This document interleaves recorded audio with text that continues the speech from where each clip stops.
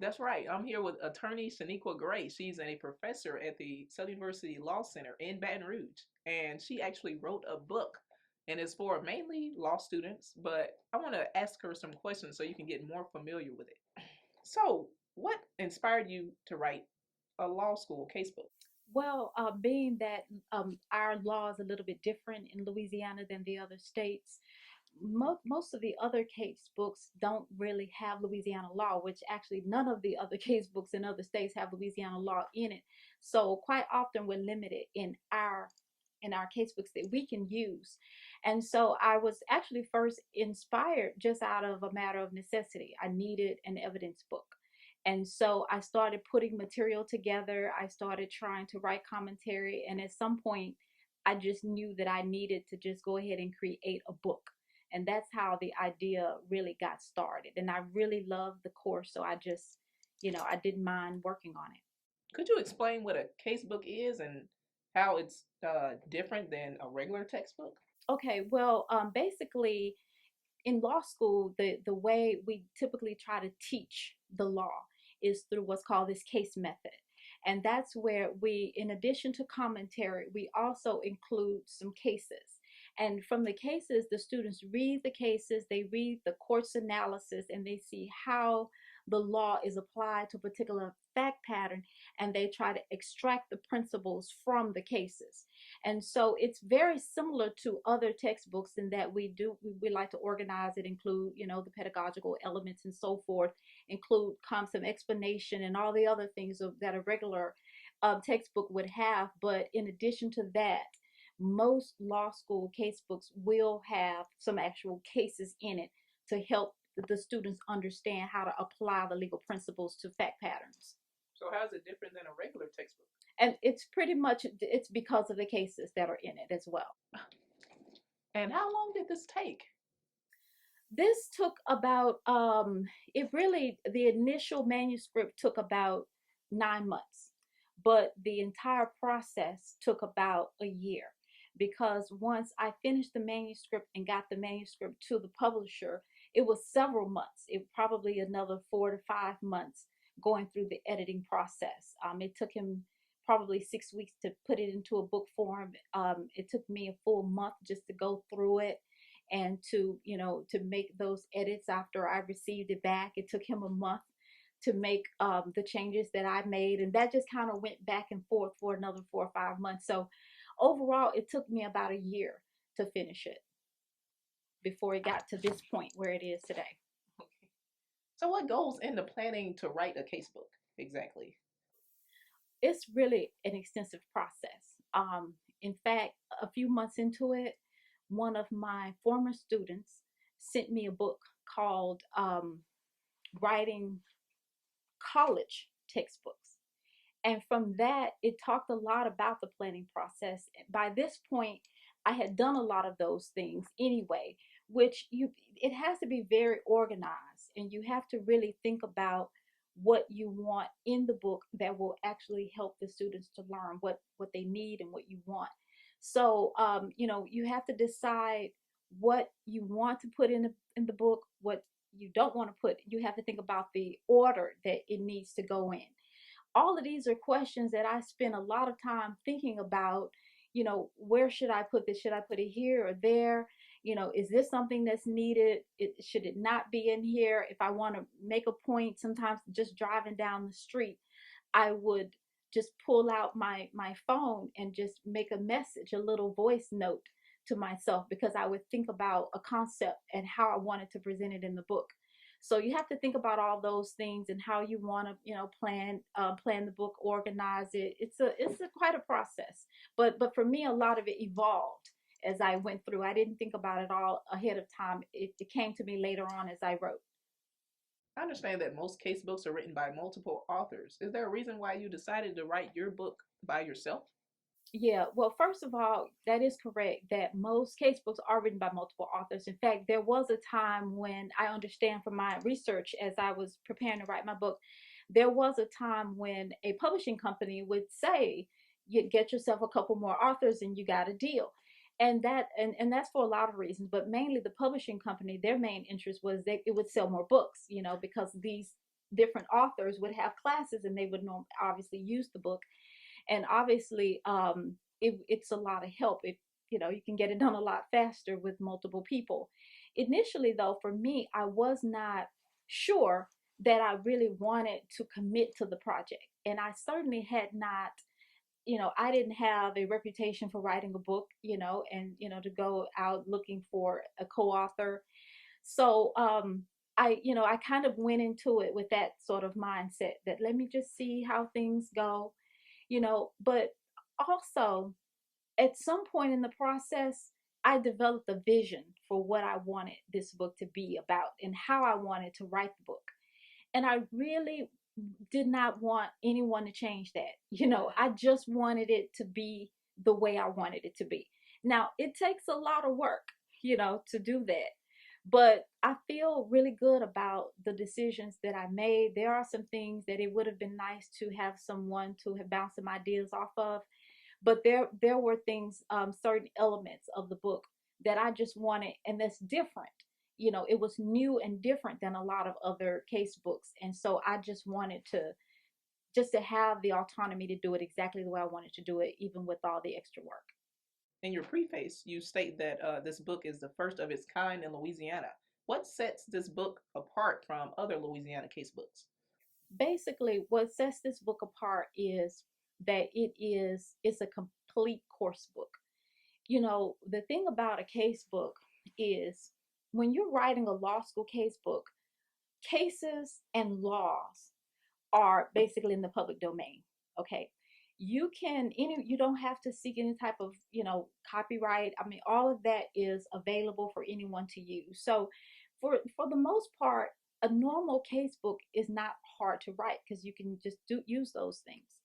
But when you start to talk about commentary, real explanation, creating pedagogical elements for the book, that's where you get into actual the work, and you're writing a book. Now, what I wanted to do for my book, first and foremost, I wanted some detailed explanation and commentary. I didn't want to leave that for a treatise. I wanted it to really be a treatise. So my students don't have to go anywhere else. This is all they need. They don't have to go anywhere to look for an explanation of how the law should be applied. I have the law, I have the full Louisiana Code of Evidence in it, but at the beginning of each section, there is the applicable provision that we're working with. I break it down into all of the key components of the rule, explaining all of those individual elements. I have a lot of examples. I make sure any little issue that I try to explain, I create some sort of little hypothetical to demonstrate that particular point. The book then has it has some cases to help with the explanation. There are over and after each case, I have discussion questions to help the students understand what they should have extracted from the case, and to help us with that discussion in class. Then there are over 400 original problems to test these concepts. When you're talking about evidence, you have to be able to apply to a lot of different factual scenarios.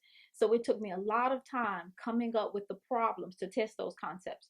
Then at the end of each section, it has key points. And the key points really help the students reinforce their knowledge to see, okay, did I get out of this what I was supposed to get out of that particular provision? And then it also has in it chapter references, well, actually section references and additional authority. So, you don't want to put a lot of cases or too many cases in it.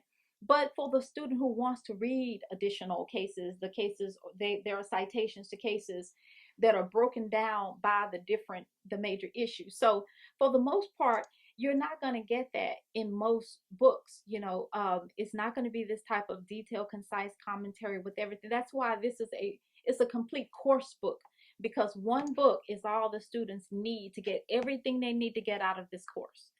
And that also helps them with the price, what they pay as well. They don't have to buy a bunch of books. And how does one learn to write a case book? And like I was saying, the book that I received, I just really initially went into it, without really thinking about it. But when I received the book as a gift, it was actually a Christmas gift last year. from a former student who knew I was writing it about writing, textbooks. It really is something to it. It's not just do anything, write about anything. You want the book to teach. So you have to think about what types of things help students learn. And so that's I started to to really put more emphasis into that, creating lists for stuff. If there's one, two, three, so they can see that there were. And then I put call out boxes on the page to really highlight a particular point or issue or elements or requirements for something. Even the key point boxes at the end that are there to help them reinforce and see what they should have gotten, and if they don't understand something they can go back and read it. There's application of those points right there in that section. And then there are a lot of diagrams that demonstrate these different points, because you have to think about the fact that people learn differently. So you have your the visual learners who need to see how concepts relate to one another. And so I spent a lot of time trying to create these diagrams and charts so they can see how concepts relate. And these are throughout the book, so they are not only elements that I think are unique to some extent for this book, but yeah, sometimes you do have to sort of go out and look at other resources to see, what should a book, a textbook have in it in order to make sure that they're learning. And now I can see already that it makes a difference in the class. Are there any particular resources or research available to learn what goes into writing a good casebook? Yeah, I mean, I actually, there are articles that I found just on in general. I think one was entitled on writing the law school casebook, that really just talked about that particular author's experience. So I did research on it to see what other people were trying to do.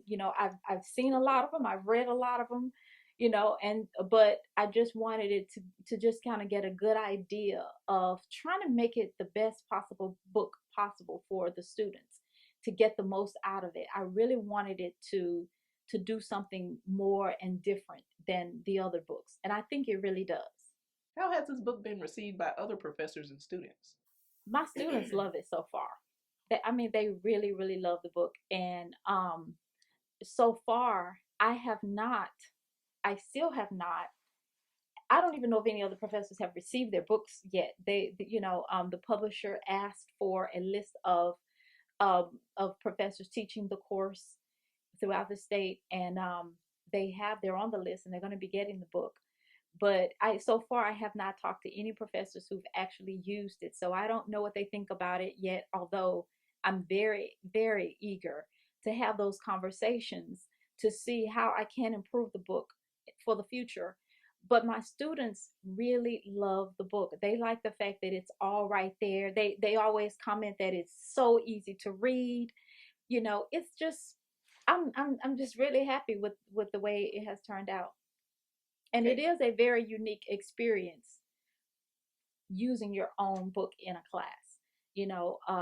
Sometimes I have to think about how to say it, like in your book, in my book I wrote, or the author wrote, those types of things. It is, but it's a good feeling though. No, it Yeah. is. And do you anticipate this book being adopted by professors at other Louisiana law schools? I'm hoping so, because they should be receiving it soon. And after they receive it, I plan to contact them to let them know that I am working on extensive teaching materials to go along with the book, because it has so many problems in it. Over 400 problems and discussion questions and cases.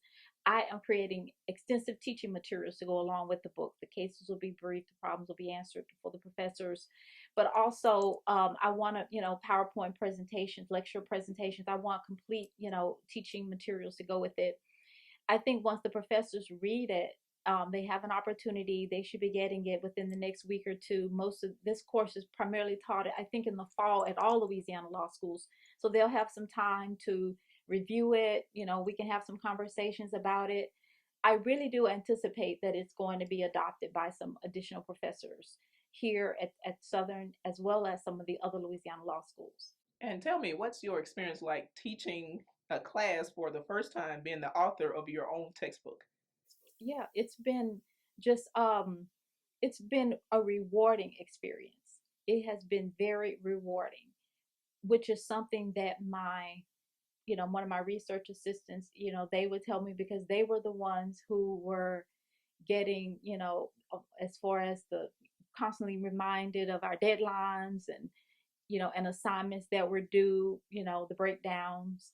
They would continue to say, it's going to be worth it. It's going to be worth it. And yes, it definitely has been very rewarding, because you see the student reading or asking questions, based on what you wrote, or saying, you know, the law or the principle the way you wrote it, and they'll say, yeah, but the book says blah, blah, blah. And I'm thinking, yep, that's what I said. So it's a good feeling. Do you foresee any expansion in more professors publishing their own book, their own case books, particularly at Southern? Yeah, we have in the recent years, we have had more professors who've been publishing books. Most of the books have been, they've been co-authored. Usually, there are primarily professors at LSU, or the other Louisiana law schools, and we have had some who have brought in some of the Southern professors. Um, I think there's only, well, none of them have done a book by themselves.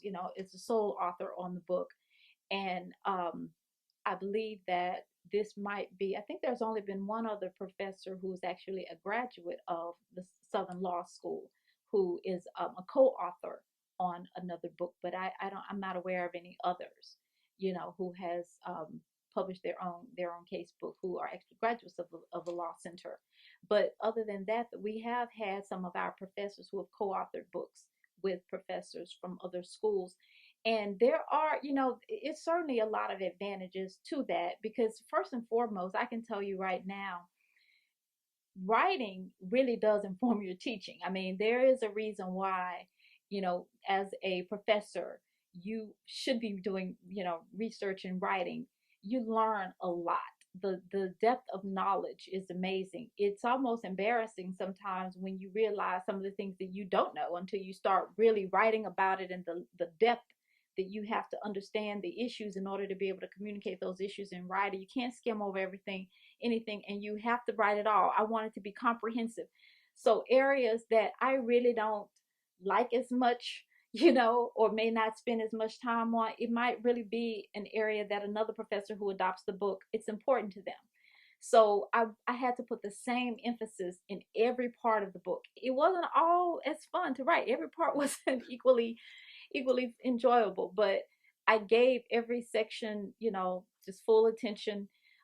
So yeah, it's something that it's a process that I think does enhance your teaching, and overall just adds to that, that type of environment, that you want at a law school. Do you see any benefit in a professor writing their own casebooks? Well, there are general benefits. I mean, just right now, I did a faculty academy of master educators right here at Southern, with a number of full-time faculty members from various departments this past summer. And we participated in this. Some of this academy was, it kind of um, taught this TPAC model, which is the integration of technology, your content knowledge, and pedagogy, and where they intersect. And so we really brought in the use of technology to increase student engagement and assessment. But one of the main points of that particular summer institute was ultimately to try to create our own textbooks and material that we would be using. Now, I think one of the goals of the campus at large is hopefully to be able to, at some point, provide a lot of this stuff electronically to students via, iPads and devices and that nature.